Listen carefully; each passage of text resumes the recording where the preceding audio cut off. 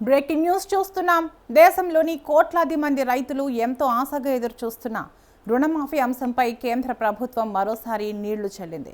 రైతు రుణాలను మాఫీ చేసే ప్రతిపాదన ఏది ప్రస్తుతానికి ప్రభుత్వ పరిశీలనలో లేదని కేంద్ర ఆర్థిక మంత్రి నిర్మలా సీతారామన్ సోమవారం లోక్సభలో కుండబద్దలు కొట్టారు. వ్యవసాయ రంగం ఎదుర్కొంటున్న సవాళ్ల దృష్ట్యా రుణమాఫీపై కేంద్రం సానుకూల నిర్ణయం తీసుకుంటుందని ఆశించిన అన్నదాతలకు ఈ ప్రకటన పెద్ద పిడుగుపాటులా తగిలింది.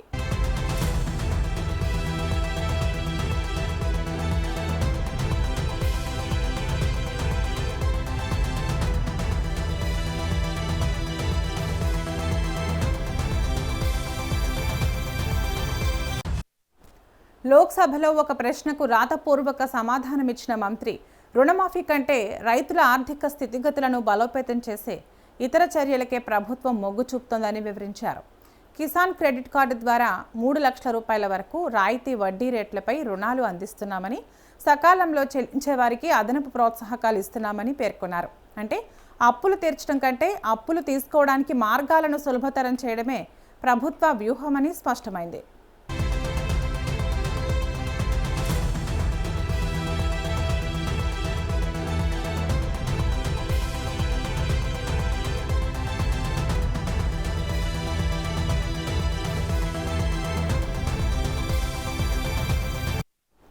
రిజర్వ్ బ్యాంక్ మార్గదర్శకాలకు అనుగుణంగా పూచీకత్తు లేకుండా ఇచ్చే స్వల్పకాలిక వ్యవసాయ రుణాల పరిమితిని 1.60 లక్షల నుండి 2 లక్షల వరకు పెంచినట్లు మంత్రి వెల్లడించారు. వ్యవసాయం మరియు దాని అనుబంధ రంగాలకు బ్యాంకింగ్ వ్యవస్థ నుండి నిరంతరాయంగా నిధులు అందేలా చూస్తున్నామని, ప్రాధాన్య రంగాలకు తగినంత రుణ ప్రవాహం ఉందని ఆమె సమర్థించుకున్నారు.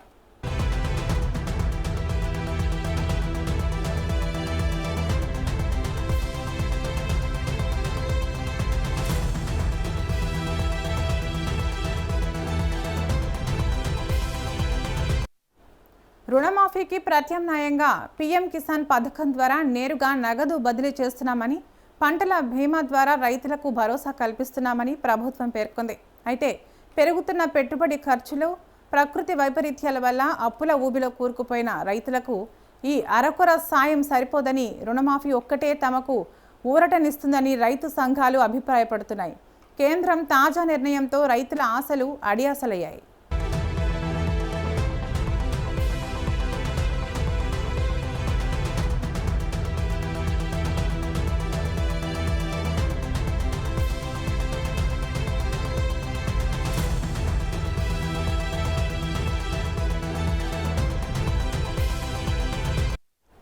ప్రస్తుతం అంతర్జాతీయంగా తీవ్రమైన బాహ్య సవాళ్లు ఎదురవుతున్నప్పటికీ భారతదేశ ఆర్థిక పునాదులు అత్యంత సానుకూలంగా పటిష్టంగా ఉన్నాయని కేంద్ర ఆర్థిక మంత్రి నిర్మలా సీతారామన్ స్పష్టం చేశారు. అంతర్జాతీయ మార్కెట్లో ఇంధనం, ఎరువులు, బంగారం ధరల్లో చోటు చేసుకుంటున్న తీవ్ర అస్థిరత దేశంపై ఒత్తిడిని తెస్తోందని ఆమె నొక్కి చెప్పారు.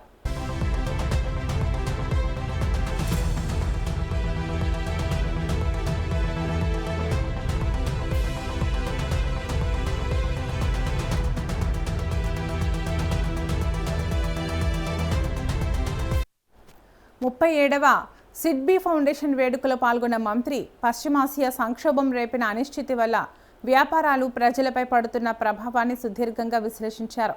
ఇలాంటి క్లిష్ట సమయంలో పౌరులను రక్షించడం, సూక్ష్మ, చిన్న, మధ్య తరహా పరిశ్రమలకు పూర్తి మద్దతు ఇవ్వడం, సరఫరా గొలుసులను కాపాడటమే ప్రభుత్వ ప్రధాన విధానమని ఆమె పునరుద్ఘాటించారు.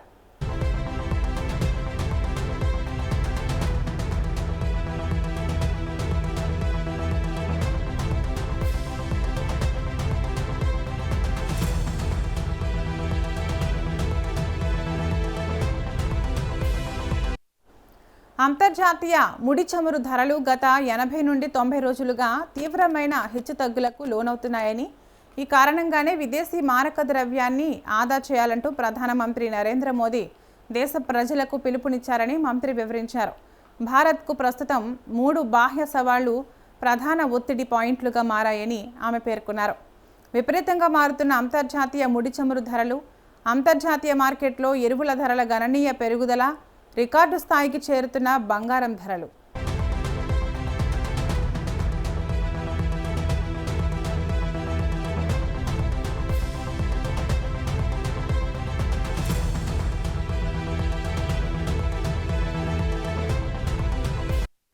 ఈ 3 వస్తువుల కొనుగోళ్లకు అంతర్జాతీయంగా డాలర్ల రూపంలో విదేశీ మారక ద్రవ్యం చెల్లించడం తప్పనిసరని, వీటిలో రూపాయి వాణిజ్యం సాధ్యపడదని ఆమె స్పష్టం చేశారు. పశ్చిమాసియా సంక్షోభం కేవలం భౌగోళిక, రాజకీయ సమస్య మాత్రమే కాదని, దీనివల్ల రవాణా వ్యయాలు పెరగడం, కార్గో ఆలస్యం కావడం, ఇన్పుట్ల కొరత ఏర్పడి ఎగుమతి ఆర్డర్లలో తీవ్ర అనిశ్చితి నెలకొనడం వంటి తక్షణ వ్యాపార పరిణామాలు ఎదురవుతున్నాయని హెచ్చరించారు.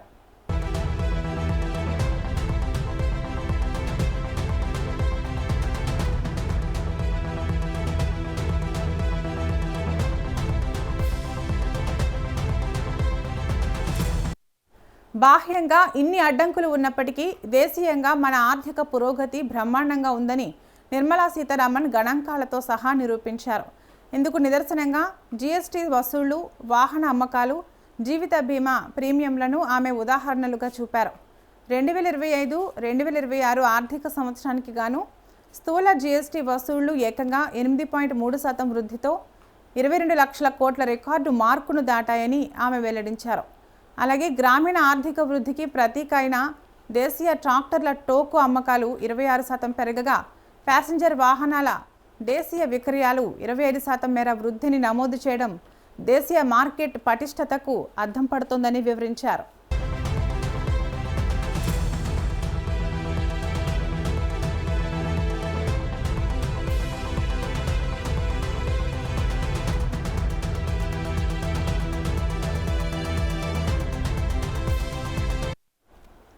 దేశం ఇంతటి విజయాలు సాధిస్తున్నా కొంతమంది భారతీయులే మన ప్రజల విజయాలను తక్కువ చేసి చూపేందుకు ప్రయత్నిస్తున్నారని మంత్రి మండిపడ్డారు. సమాజంలో అనవసర భయాందోళనలు సృష్టించేలా వారు సాగిస్తున్న నిరాశావాద, విమర్శనాత్మక కథనాలు ఎంతమాత్రం సరైనవి కావని, భారతదేశం ఇలాంటి దుష్ప్రచారాలను అస్సలు సహించదని ఆమె ఘాటుగా వ్యాఖ్యానించారు.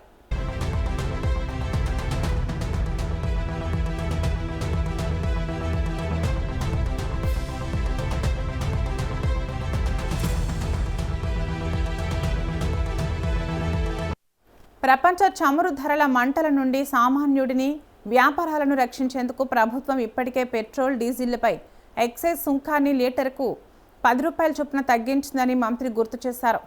ఈ నిర్ణయం వల్ల ప్రభుత్వ ఖజానాకు 1 లక్ష కోట్లకు పైగా ఆదాయ నష్టం వాటిల్లినప్పటికీ ప్రజా సంక్షేమమే ధ్యేయంగా అడుగులు వేశామన్నారు.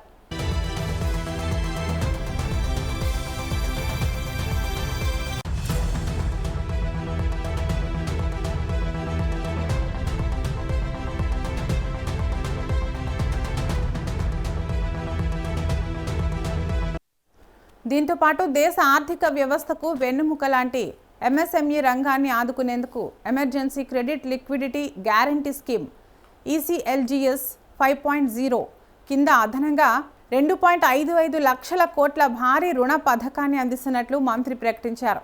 ఈ రుణాలకు సంబంధించి 100% ప్రభుత్వ హామీ ఉంటుందని స్పష్టం చేస్తూ పరిశ్రమలు ధైర్యంగా ముందడుగు వేయాలని పిలుపునిచ్చారు. High international crude prices and very fluctuating one. High international fertilizer prices, unimaginable increase in the fertilizer prices, high gold prices, that is creating some challenges on the external front. To just put it in context, all these 3 payments will have to be in foreign exchange. There is no rupee trading there. We should please understand the context of these 3 F's. 3 F's: fuel, fertilizer and foreign exchange. And the foreign exchange is for, in this context, purchase of gold. So we need to understand this, and we also should appreciate that the challenges are more external driven.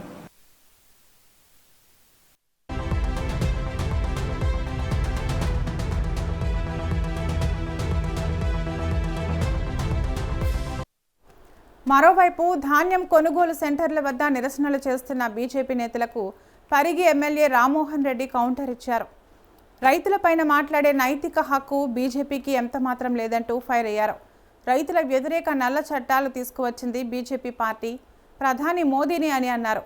రైతులను తొక్కించి చంపిన చరిత్ర బీజేపీది కాదా అంటూ నిలదీశారు. రైతులు పండించిన మొత్తం ధాన్య సేకరించేలా కేంద్రాన్ని ఎందుకు బీజేపీ నాయకులు ఒప్పించడం లేదంటూ మండిపడ్డారు. ధాన్యం కొనుగోలు చేస్తున్న కాంగ్రెస్ ప్రభుత్వాన్ని తప్పుబట్టడం దారుణమని పరిగి ఎమ్మెల్యే రామ్మోహన్ రెడ్డి తీవ్ర స్థాయిలో ధ్వజమెత్తారు. రైతు వ్యతిరేక నల్ల చట్టాలను తీసుకొచ్చినటువంటి మోడీ నేతృత్వంలో ఉన్నటువంటి కేంద్ర ప్రభుత్వం ఈరోజు తెలంగాణ రైతాంగం తరఫున ముసలి కన్నూరు పెట్టుకుని ఒక బస్సు యాత్ర పెట్టుకుని కళ్ళాల దగ్గరకు పోతున్నారు. ప్రజలందరూ చూసి నవ్వుకుంటున్నారు. మీ ప్రభుత్వం రైతు వ్యతిరేక నల్ల చట్టాలను తీసుకొస్తే రాహుల్ గాంధీ గారు పార్లమెంట్ లో పోరాటం చేసి రైతు వ్యతిరేక నల్ల చట్టాలను వాపస్ తీసుకునే విధంగా కృషి చేయడం జరిగింది. ఇంతవరకు దేశ చరిత్రలో ఒక ప్రభుత్వం తీసుకొచ్చినటువంటి రైతు వ్యతిరేక చట్టాలను ఆ ప్రభుత్వమే వాపస్ తీసుకోవాలని చరిత్రలో ఎప్పుడు కూడా జరగలేదు. 700 మంది రైతులను పొట్టన పెట్టుకున్నది బీజేపీ ప్రభుత్వం. రైతులను తొక్కిచ్చి కూడా చంపడం జరిగింది బీజేపీ ప్రభుత్వం. ఈ రోజు వాళ్ళు రైతుల గురించి మాట్లాడే నైతిక హక్కు వాళ్ళకు లేదు. ఈ రోజు కాంగ్రెస్ ప్రభుత్వం తెలంగాణ రాష్ట్రంలో వచ్చిన తర్వాత రేవంత్ రెడ్డి గారు రైతుల పక్షాన ఆ రోజు కేంద్రంలో రాహుల్ గాంధీ గారు, రాష్ట్రంలో రేవంత్ రెడ్డి గారు పెద్ద ఎత్తున అచ్చంపేట నుంచి పాదయాత్ర చేసి రావిరాలలో రైతు వ్యతిరేక నల్ల చట్టాలకు వ్యతిరేకంగా కూడా పోరాటం చేయడం జరిగింది. ఈ సంవత్సరం వచ్చినటువంటి పంట గతంలో ఆంధ్రప్రదేశ్ ఉమ్మడి రాష్ట్రంలో కూడా రాలేదు. గత చరిత్రలో కూడా ఎప్పుడు రానటువంటి పంట దగ్గర 1,41,00,000 మెట్రిక్ టన్నులు 1,41,00,000 మెట్రిక్ టన్నుల వరి ధాన్యం ఈసారి దిగుమతి అయింది. దాంట్లో 75 లక్షల మెట్రిక్ టన్నులది ఇప్పటివరకు కొనుగోలు చేసినాం. కేంద్రం కేవలం 52 లక్షల మెట్రిక్ టన్నులు కొంటాం అని చెప్పి వాళ్ళు మాకు లెటర్ కూడా పంపించడం జరిగింది. అయినప్పటికీ కూడా ఆఖరి గింజ వరకు కొంటాం అని చెప్పి రేవంత్ రెడ్డి గారు, తుమ్మల నాగేశ్వరరావు గారు పత్రికా ప్రకటన చేసి కూడా చెప్పడం జరిగింది. కావలసినటువంటి గన్నీ బ్యాగ్స్ గానీ, ఇంకా ట్రాన్స్పోర్టేషన్ గానీ ఏ విధంగా అయితే దిగుబడి పెరిగిందో ఆ విధంగా వెంటనే వాళ్ళకి సంబంధించినటువంటి ట్రాన్స్పోర్ట్ కూడా సౌకర్యం కల్పించి అన్ని సౌకర్యాలు కూడా కల్పించడం జరుగుతుంది. కాబట్టి బీజేపీ నాయకులు నిజంగా వాళ్ళకి చిత్తశుద్ధి ఉంటే ప్రధానమంత్రి మోడీతో మాట్లాడి 1,40,00,000 మెట్రిక్ టన్నులకు మనకు ఈరోజు దిగుబడి అవుతుంది. మీరు 52 లక్షలకే మీరు ఇచ్చిండ్రు. కాబట్టి దాన్ని మీరు మార్చేసి మొత్తం ధాన్యాన్ని కొనే విధంగా ఆదేశాలు తీసుకురావాలి. కానీ మీరు అక్కడ పోరాటం చేయకుండా, వ్యవసాయ శాఖ మంత్రిని కలవకుండా తెలంగాణలో ఉన్నటువంటి మార్కెట్ గోడౌన్లకు వెళ్తామని చెప్పి, మార్కెట్ యార్డ్లకు వెళ్తామని చెప్పి మీరైతే అంటున్నారో ప్రజలందరూ చూసి నవ్వుకుంటున్నారన్న విషయాన్ని స్పష్టంగా తెలియజేస్తూ ప్రజలకు పూర్తి భరోసా ఇస్తున్నాం. గతం లోపల ఎవరు కూడా వరి పంట వేయొద్దని కేసీఆర్ అన్నాడు. వరి పంట వేయాలని చెప్పి ధైర్యం ఇచ్చింది రేవంత్ రెడ్డి గారు. 500 రూపాయలు బోనస్ కూడా వరి పంటకు ఇవ్వడం జరుగుతుంది. మీరు పాలిస్తున్నటువంటి ఏ రాష్ట్రంలో కూడా వరి పంట క్వింటల్కి 500 రూపాయల బోనస్ ఇస్తలేరు. ప్రజలకు అన్ని విషయాలు తెలుసు కాబట్టే ప్రజలు కాంగ్రెస్ పార్టీ పక్షాన ఉన్నారు, ఉంటారు. వచ్చే ఎన్నికలు కూడా కాంగ్రెస్ పార్టీని గెలిపిస్తారు.